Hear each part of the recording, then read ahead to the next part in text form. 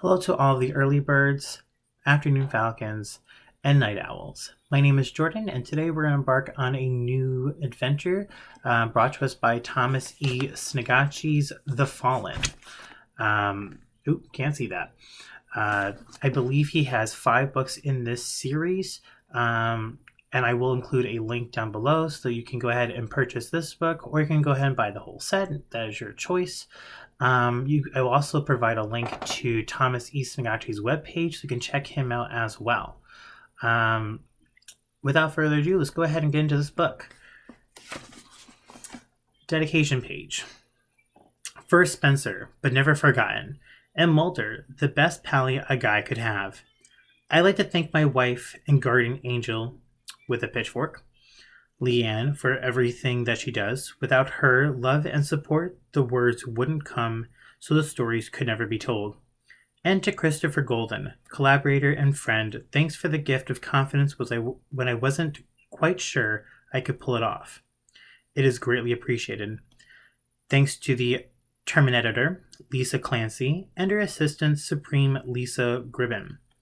Special thanks are also due to Mom and Dad for that Catholic upbringing. Eric Powell, Dave Krause, David Carroll, Dr. Chris Blemenstock, and the gang over at Lloyd Animal Medical Center, Tom and Lori Stanley, Paul Griffin, Tim Cole, and the usual suspects, John and Flo, Bob and Pat, Don Kramer, John, Jana, Harry and Hugo, Christy Bratton, and Mike and Anne Murray. An extra special thank you to Rosalivia Bryant. I'm going to forewarn you, I'm going to mess up because I'm tired, just got off of work, and, well, I can't talk, so, people problems. Prologue. Lebanon, Tennessee, 1995. The Tennessee night was screaming. Eric Powell ran clumsily through the tall grass behind his grandparents' house. He stumbled down the sloping embankment towards the thick patch of swampy woods beyond, hands pressed firmly against his ears. "I'm not listening," he said through gritted teeth, on the verge of tears. "Stop it! Please shut up!" The sounds were deafening, and he wanted nothing more than to escape them. But where? The voices were coming from all around. Eric ran deeper and deeper into the woods. He ran until his lungs felt as if they were on fire, and the beating of his heart was almost loud enough to drown out the sinister warning from the surrounding darkness. Almost. Beneath a weeping willow that had once been a favorite place to escape the stress of teenage life, he stopped to catch his breath. Warily, he moved his hands away from his ears and was bombarded with a copious message of the night. "Danger," warned a tiny, high-pitched squeak from the shadows by the small creek that snaked through the dark woods. "Danger. Danger. Danger." "They come," croaked another. "They come. Hide yourself," something squawked from within the drooping branches of the willow before taking flight in fear. "Before it's too late," it said as it flew away. There were others out there in the night, thousands of others, all squeaking in tongues. That's not squeaking, it's speaking. Speaking in tongues and cautioning him of the same things. Something was coming, something bad. Eric fell back against the tree, trying to focus on his mind, flashed back to when he first began to hear the warnings. It had been June 25th. Of that he was certain. The memory was vividly fresh, for it had been only 2 months ago, and it was not easy to forget one's 18th birthday. I know mine sucked, so. Or the day you began to lose your mind. Well, his probably sucked worse than mine. Before that, he heard the word... Nope. Before that, he heard the world just like any other. The croaking of frogs down by the pond, the angry buzz of a trapped yellow jacket as it threw itself against the screens on the side porch. Common everyday sounds of nature, taken for granted, frequently ignored. But on his birthday he had changed. Eric no longer heard them as the sounds of birds chirping or a tomcat mournfully wailing in the night. He heard them as voices, voices that exulted in the glory of a beautiful summer's day, voices that spoke of joy as well as sadness, hunger and fear. At first, he tried to block them out, to hear them for what they actually were, just the sounds of animals. But when they began to speak directly to him, Eric came to the difficult realization that he was indeed, going insane. A swarm of fireflies distracted him from his thoughts, their iridescent bodies twinkling in the inky black of the nighttime woods. They dipped and wove in the air before him, their lights communicating a message of grave importance. Run was the massive he read from flickering bioluminescence. Run for your life is at risk. And that is just what he did. Eric pulled off from the base of the tree and headed towards the gurgling sound of the tiny creek. He would cross it and head deeper into the woods, so far that no one would ever find him. After all, he had grown up here and doubted there was anyone around who knew the woods better. But then the question came. The same question that rational part of the mind had been asking since the warnings began. What are you afraid of? The question played over and over in his head, and he ran, but he didn't know the answer. Eric jumped the creek. He landed on the other side awkwardly, his sneakered foot sliding across some moss-covered rocks and into the unusually cold water. The boy gasped as the liquid invaded his shoes, and he scrambled to remove it from his... Again, I can't read today, I can't talk today, I can't do a lot of things, so bear with me, I'm so sorry. The boy gasped as the liquid invaded his shoes, and he scrambled to remove it from the creek numbing embrace. Having a hard time with this sentence. His chilling touch spurring him to move faster. He ducked beneath the low hanging branches of young trees that grew along the banks of the miniature river. Then he plunged deeper into the wilderness. But what are you running from? A rational voice asked. Not from the woods around him, but from his own mind. His own voice, a calm voice, that sought to override his senses of panic. The voice wanted him to stop and confront his fears, to see them for what they really were. There is no danger, said the sensible voice. There is nobody chasing you, watching you. Eric slowed his pace. Keep running, urged something as it slithered beneath the overturned stump, its shiny scales reflecting the starlight. And he almost listened to the small, hissing voice, almost sped up again. But then Eric shook his head and began to walk. Others called to him from behind, from the bushes, from the air above his head, from the grass beneath his feet, all urging him to flee, to run like a crazy person, which was exactly what he decided he was. At that moment, Eric made a decision. He wasn't going to listen to them anymore. He wasn't going to run from some invisible threat. He was going to turn around, go back to his grandparents' home, wake them, and explain what was happening. He would tell them that he needed help, that he needed to get to the hospital right away. His mind made up, Eric stopped in a clearing and looked up into the early morning sky, a thick patch of gray clouds that reminded him of steel wool slowly rubbed across the face of a radiant moon. He didn't want to hurt his grandparents. They had already been through so much. His mother, their daughter, pregnant and wed, died giving birth to him. They raised him as if he were their own, giving him all the love and support he could have ever hoped for. And how would he repay them? With more sadness. Scalding tears flooded his eyes as he imagined what it would be like when he returned to the home and roused the poor elderly couple from sleep. He could see their sad looks of disappointment as he explained that he was hearing voices, that he was 19 years old and losing his mind.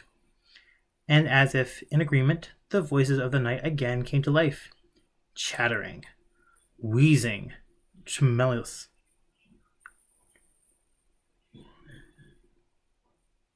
Yeah, tremulous, quavering, gargling life. Run. Run, they said, as one. Run for your life, for they have arrived. Eric looked around him. The ruckus was deafening. Since his bout with madness began, since his ruckus with madness began, never had the voices been this loud, this frantic. Maybe they suspected he was coming to his senses. Maybe they knew their time with him would soon be ending. They're here! Flee! Hide yourself! It's not too late! Run! He spun around, fists clenched in angry resignation. No more! He yelled to the trees. I'm not going to listen to you anymore, he added to the air above his head and the earth beneath his feet. Do you understand me? He asked, the darkness that encircled the clearing. Eric turned in a slow circle, his insanity still attempting to overwhelm him with his clamorous jabbering. He could stand it no more. Shut up, he shrieked at the top of his lungs. Shut up! Shut up! Shut up! And all went instantly quiet. As intolerable as the voices had become, the sudden lack of them was equally extreme. There was nothing now, no buzz of insects, no cries of night birds, not even leaves rustled by the wind. The silence was deafening. Well, all right then, he said, speaking aloud again to make sure that he hadn't gone deaf. Made uneasy by the abrupt hush, he turned to leave the small clearing the way he had entered. Eric stopped short. A lone figure stood on the path. Was it a trick of the shadows?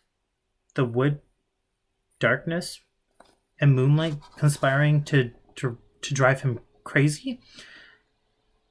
Crazier than he already was?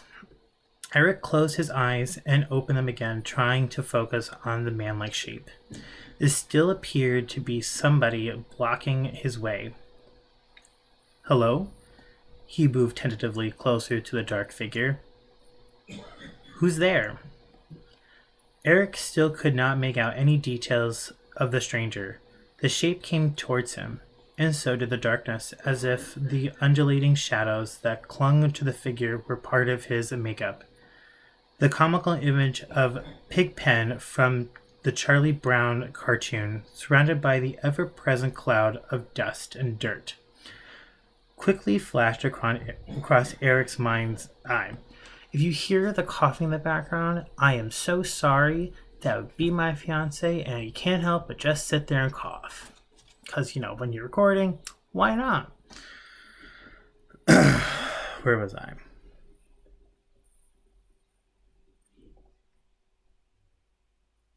Crap. There we go. Surrounded by his ever-present cloud of dust and dirt, quickly flashed across Eric's mind. In a perverse way, it did kind of remind him of that, only this was far more unnerving. Eric quickly stepped back. Who is it? He asked, his voice higher with fear. He had always hated how his voice sounded when he was afraid. Don't come any closer, he warned, making a conscious effort to bring the pitch down to sound more threatening. The figure cloaked in darkness stopped in its tracks, even this much farther into the clearing. Eric could not discern any features. He was beginning to wonder if his psychosis had started to play games with him, this shadow being nothing more than a creation of his insanity. Are you real? He stammered.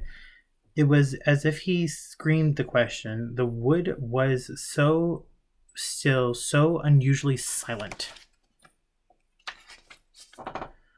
The darkness in the shape of the man just stood there, and Eric became convinced of its unreality.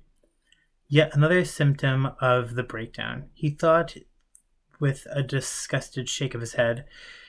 It couldn't stop with hearing voices. He chided himself. Oh no, now I have to see things.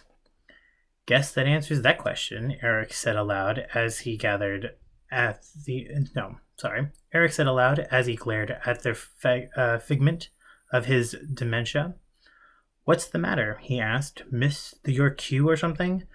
When I realized you're nothing but crazy batshit my mind made up, you're supposed to disappear. He waved the shape away. Go. I know I'm nuts. I don't need to prove it. Beat it. The figure did not move, but the covering of shadows that hugged it did. The darkness seemed to open like the petals of some night-blooming flower. The ebony black peeled away to reveal a man within. Eric studied the man, searching his memory for some glimmer of recognition, but came away with nothing. He was tall, at least 6 feet, and thin, dressed in a black turtleneck, slacks, and despite the rather muggy temperature, he noticed the man was wearing a gray trench coat. A coat, not a cloak. He was wearing a trench coat. The man seemed to be studying him as well, tilting his head from one side to the other. His skin was incredibly pale, almost white. His hair, which was worn very long and severely combed back, was particularly the same color. Eric had gone to an elementary school with a girl who looked like that. Her name was Cheryl Bagley, and she, too, had been albino. I know this is going to sound crazy, Eric said to the man, but he stammered as he tried to formulate the most sane way to ask the question. You are real, right? The man did not respond at once, as the mysterious stranger pondered the question. Eric noticed his eyes. The oily shadow that had cocooned him previously seemed to have pooled in his eye socket. He had never seen eyes as deep and dark as these. Yes, the pale-skinned man said curtly. His voice sounded more like the caw of a crow. Startled, Eric didn't grasp the meaning of the man's sudden reply and stared at him, confused. Yes? I don't... He shook his head nervously. Yes, the man again responded. I am real. He emphasized each of the words as he spoke them. His voice was strange, Eric thought, as if he were not comfortable speaking the language. Oh, good. That's good to know. Who are you? Were you sent to find me? He questioned. Did my grandparents call the police? I'm really sorry you had to come all the way out here. As you can see, I'm fine. I'm just dealing with some stuff and, well, I just need to get back to the house and have a long talk with. The man stiffly held up a pale hand. The sound of you, it offends me, he said, a snarl upon his lips. Abomination. I command you to be silent.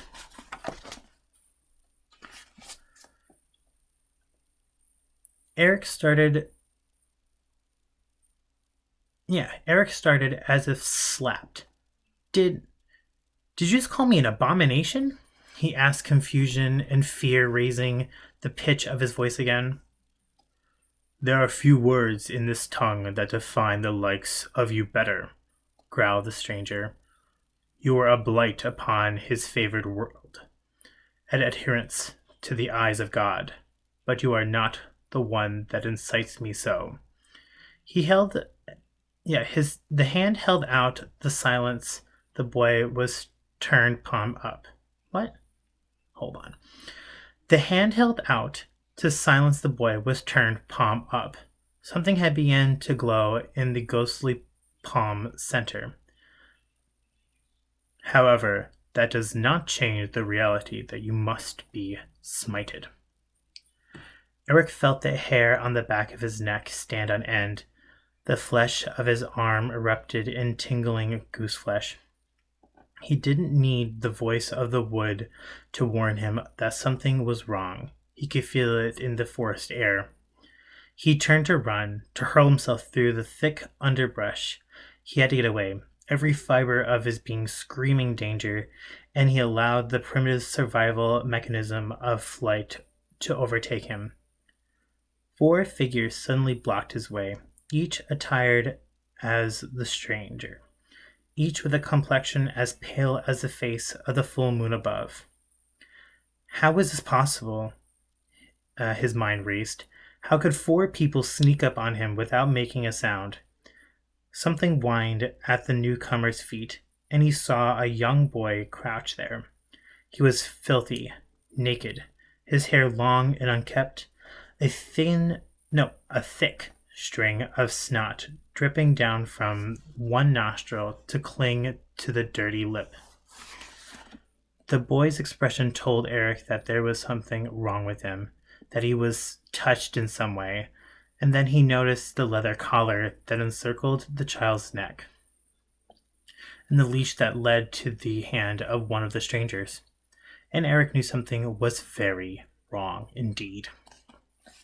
The boy began to strain upon the leash, pointing a dirty, encrusted finger at him, whining and grunting like an animal. The stranger fixed their gaze upon Eric with eyes of solid shadow and began to spread out, eliminating any chance of escape. The wild boy continued to jabber. Eric whipped around to see if that the other figure had come closer. His hand was still outstretched before him, but now it was in flame. His mind tried to process this event.